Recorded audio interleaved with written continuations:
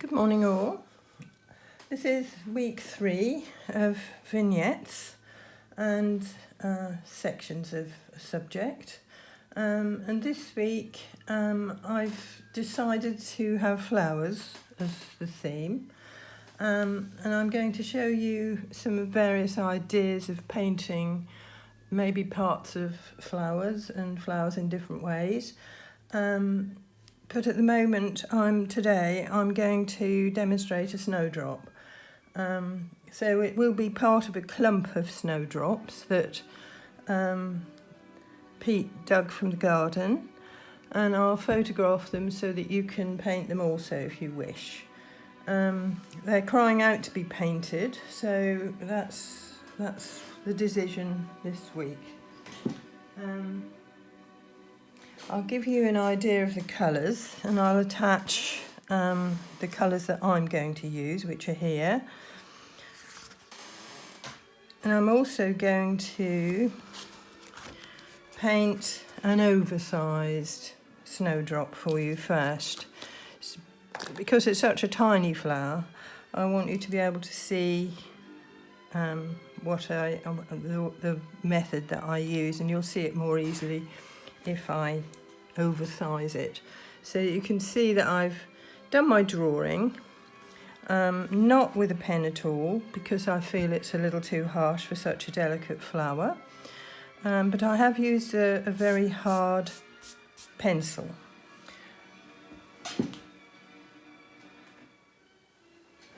A softer pencil would leave too much graphite, I think, around the subject and maybe bleed into the actual flower. My snowdrops this year are actually a lot smaller than normal. Maybe they'll get a bit bigger, but they may be over soon, so it's another good reason for painting them. But I'm going to start with the sepal, and I'm using my Aureolin and Windsor Blue red shade. There's quite a lot of blue in the little sepal here. It's always a good idea to leave a little patch of light. There's always a little bit of light shining on. Tchaikovsky seems to have turned himself off. Hang on.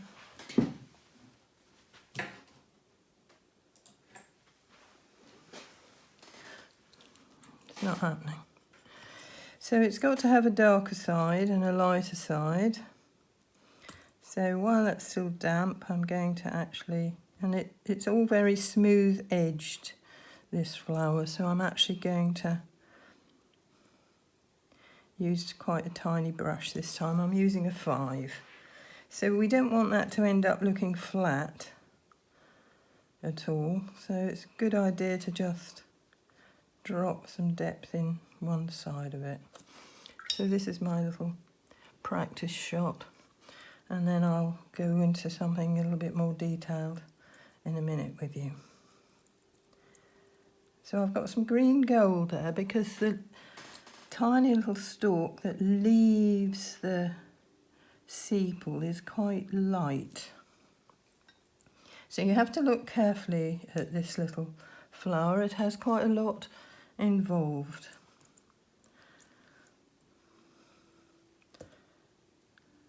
So I'll just make that slightly deeper where it comes away from behind the petal.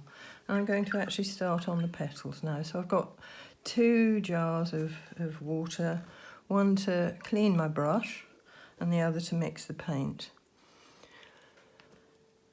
Whether I can see it or not, sometimes I think I can. A little touch of some Aureolin just on these outer petals, just to give a little bit of life. Tiny little watery drop of Aureolin to give some life to that petal. And then it's all about the shadows. So I tend to use cobalt blue,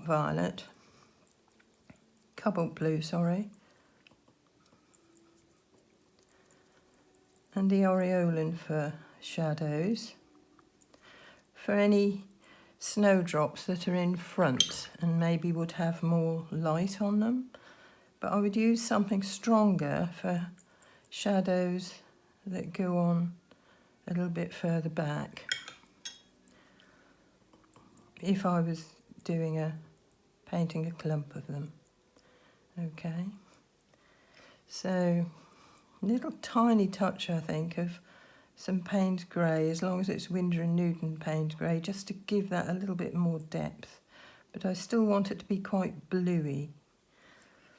Right, so looking carefully at my subject in front of me, I can't see that one very well. I'm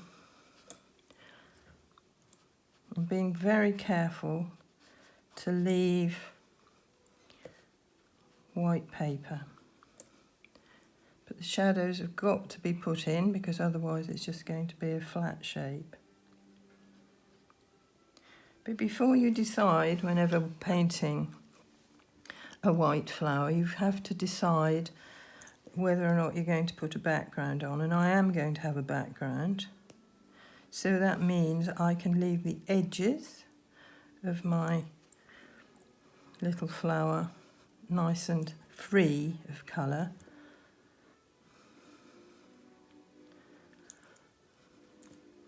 Because when I put the background on, it's then going to come to life and the shape will appear in a better way.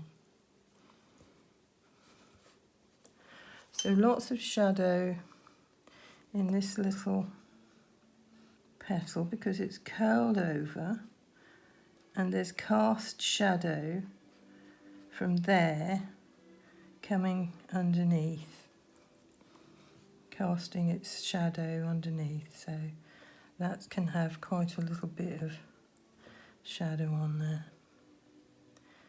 So if it's a nice Payne's grey, that's not a bad colour at all because you do tend to see quite a lot of shadow and it has got quite a lot of blue in it. I have in the past also used neutral tint, but that tends to be a little flat.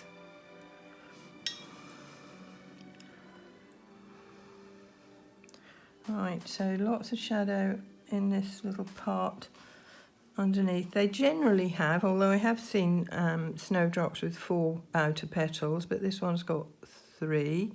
The double ones get very complicated, so if you have got them in the garden, go for single ones unless you want the challenge. And then it's got these other little petals that are going on inside. I'm going to go quite deep here, in contrast to the shadow that I've already put on the outer petal. Using the tip of my brush, softening the edges.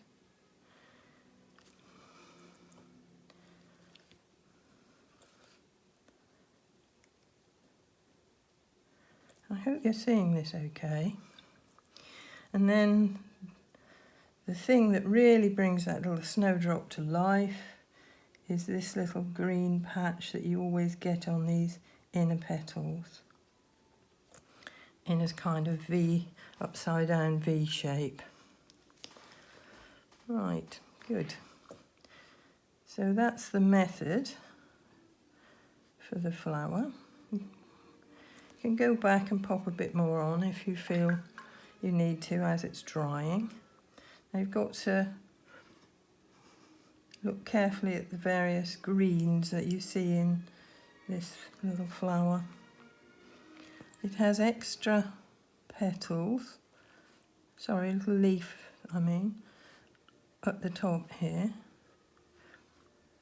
which has a kind of stripy appearance.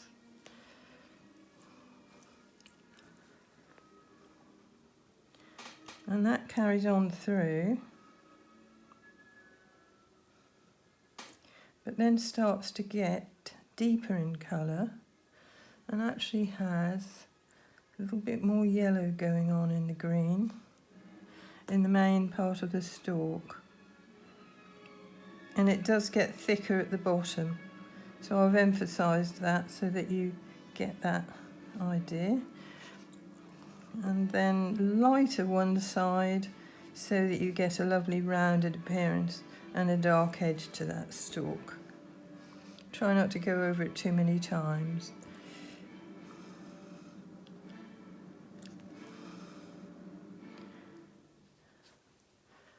So you can be quite dark and just build up those colours just a little bit.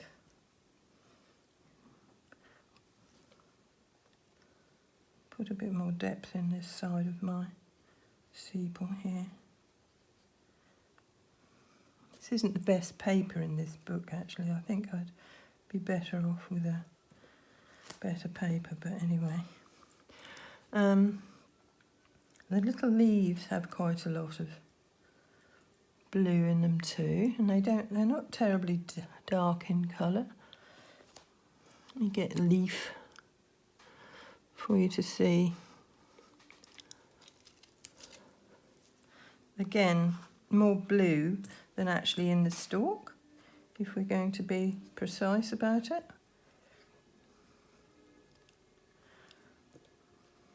But they do vary a bit. And there seems to be a vein going down the centre of them. And a little tip of something like green gold. The little tips on those leaves are all a bit lighter. Right, so that's absolutely fine. But to bring the edges out, you would need to, hang on, where's it gone? You'd need to put a background on. So I won't stop to put a background on that one, but I will show you the one that I have prepared.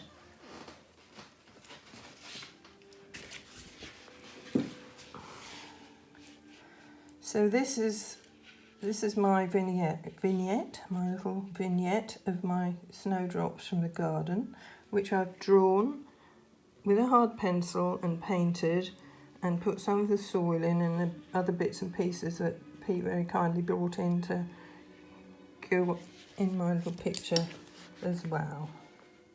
But now I need to bring those snowdrops out because they're actually not looking very significant at the moment.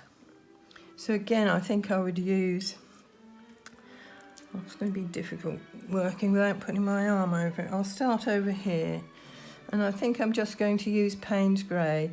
The one I showed you in my little sketchbook there had, I think it was ultramarine blue around it, but I'm going to use Payne's Grey, so that will show up. So have your salt ready in something like that rather than shaking it out of something, and start from the centre and work out. So I'm going to have to get quite dark in here because there's the tone of the,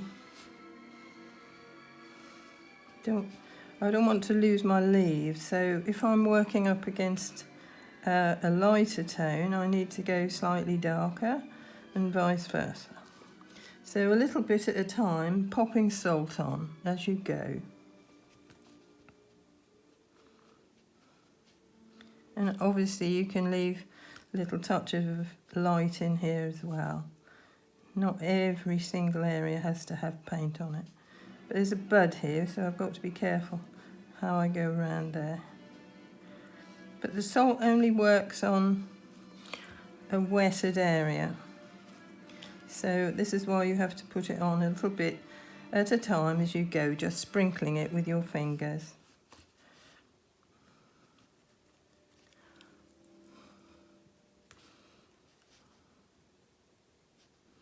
So I brought that little bud out. And maybe later he could have, or she, could have a little bit of more shadow on it, we'll see. That's to be left till the end, really. You can work wet on wet if you find that easier, by dampening the area and then dropping your colour in. But I'm doing it this way because it's quicker and I'll get to show you a little bit more.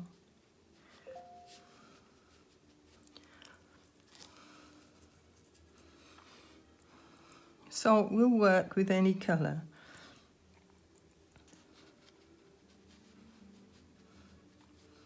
So I've put some grasses down there and allowed them to dry so I can just put a little bit of depth over there without disturbing the paint too much. So I've made a little pool of the colour.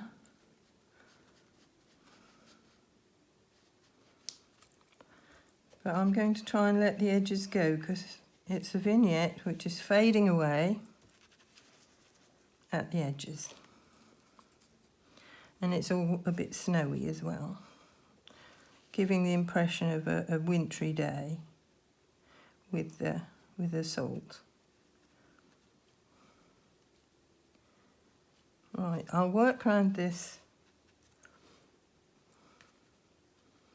little snowdrop here. And then maybe stop and do more.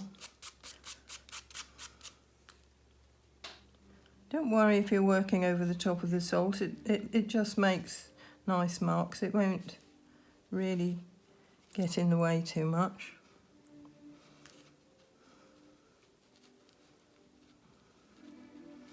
So when you come out of that little complicated area there, you can just relax a little bit and enjoy putting this background on using the whole of your brush. So I need to bring this whole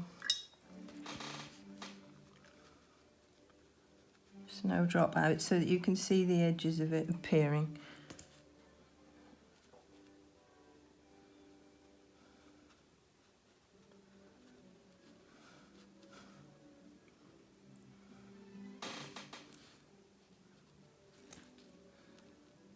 So find a brush that has a nice tip, nice point to it.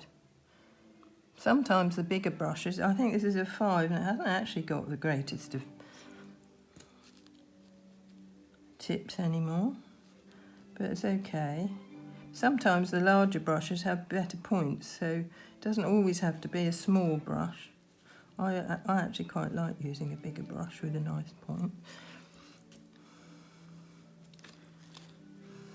You can see the salt is starting to work and making a nice background for me, nice wintry background.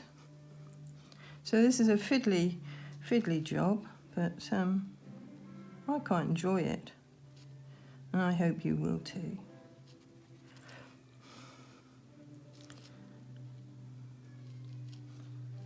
And with these little background flowers that I've painted, if you wanted to obliterate them a bit so that they're not all looking perfect but becoming part of your background, you could actually take the background over the top of your painted flower. Right, have I brought that out completely? There's a little bit more to do here. So when you use your brush, pop your brush into the paint, shape it up so you're all the time creating a nice point to your brush.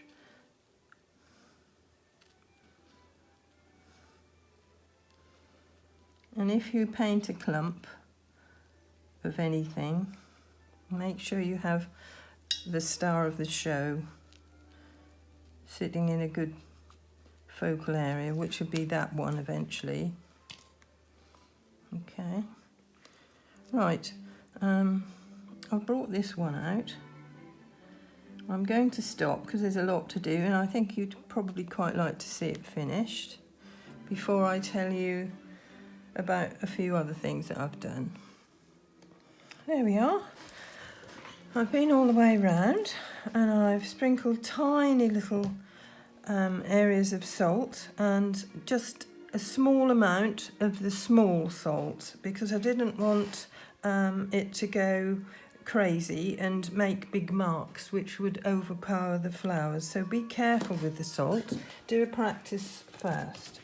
But you can see that it has created a nice sort of wintry, snowy background at the same time as bringing out my Snowdrops.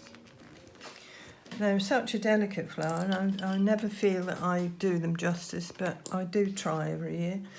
One more thing I'm going to do to this picture is to create a bit more snow by splattering some white gouache. Practice first on the side to make sure you haven't got too wet a mix and you'll get big lumps. I don't want too many big lumps. But I thought it would be nice to break up this at the bottom here. It's looking a bit heavy, a little bit dark, although the soil is that colour, and it does need to be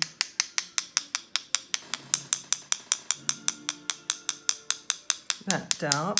And I like the contrast between the light and the depth here. But I just thought this would give some perspective at the same time as lightening up this area at the bottom with a little bit of a snowy situation going on. You don't need too much at the top there because it's already been created. So just, that's enough, I think. But it makes a difference. I could put more. But anyway, that's Snowdrops. Whether we'll be painting Snowdrops again further into spring, I don't know. These are really a winter flower, aren't they? But I'll show you one or two other ideas for painting Snowdrops. I actually painted a card for my daughter's birthday yesterday. I haven't got the card anymore, but that's an idea. If you can see what I did, we painted lace and in a little pot. So I just photographed it so you could see that that's another idea. If you have some snowdrops and you want to pop them into a little vase or a pot. If you didn't want to create a situation as they grow outside in a clump, you could just create a picture like this using the colours that I've used and just creating a nice sort of natural looking background. A little bit of salt, but not a lot. And this one is even more sort of formal in a way, but as they grow. And another way of portraying them. Okay, so that's Snowdrops. My biggest tip, I think, and especially because I don't know if everybody's Snowdrops are going to be smaller this year, but mine certainly are. But if you paint them slightly larger than life, then you've got more space within which to work. All right. So other ideas for line and wash and flowers might be to find a picture of a little scene that has lots of flowers involved. This is a little flower shop, and that's fun to do. I just drew it with the pen and washed in all the colours, and it's lovely to get all those colours out and use lots of lovely different colours. But we are working on sections of things as well this time. So another option here might be to paint part of a flower. This was in a bouquet that came and couldn't resist painting it. I love painting white roses anyway. So I thought I'd just paint part of it. It was bigger than that, obviously, but I just painted, you know, the middle sort of section. So that's that one. Another way of painting and creating part of a flower, same rose. So I painted the whole thing, but in fact all I really want to show is that. So you could paint further in with your flower and then just create and use a section of it. And if you did more of it the way I painted, you could decide which you think is the best part of the rose to portray in your picture. So that's just the centre of that same rose. So then I got on a roll and decided I'd do yet another one. But this time I didn't paint part of it. I painted this part of the flower, but not that section, but created the shapes by putting the background around to indicate the fact that the petals were there. So part of the flower, but bringing the rest in with the background. Okay, so I think that's about it. Try not to surround your flowers with a hard line, but use the background to create the edges of your flowers. Don't ever put a hard edge around your flowers. But when it has reached this point, I guess you could go in and just bring the shapes back a bit. Okay, but don't overdo it. When it's done really, but some little edges could do with just maybe bringing out a little bit more, but don't be tempted to put a line around. That's my other tip. And I'll attach all details and methods and photos for me to work from for this week. And next week we're going to have some fun. Similar ideas, but I'm going to be demonstrating an animal, okay? Have a good week. Take care. Bye-bye.